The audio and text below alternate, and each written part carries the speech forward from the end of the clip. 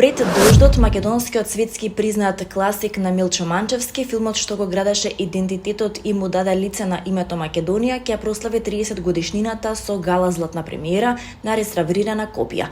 Овој настан на 9 декември во 20 часот во Филхармонијата одбележува 30 години од најголемиот успех на Македонија, не само во културата, туку и воопшто. Ова е прв и засега единствен пат македонско дело да победи на најважен светски мегдан.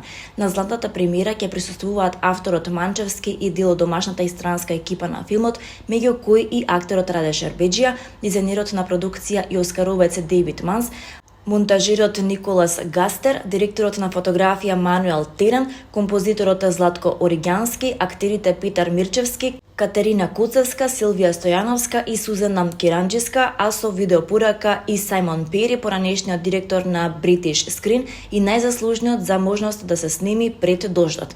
Специјално за премиерата од Рим доаѓа и италијанскиот копродуцент на Збогом Копакабана, новиот филм на Манчевски.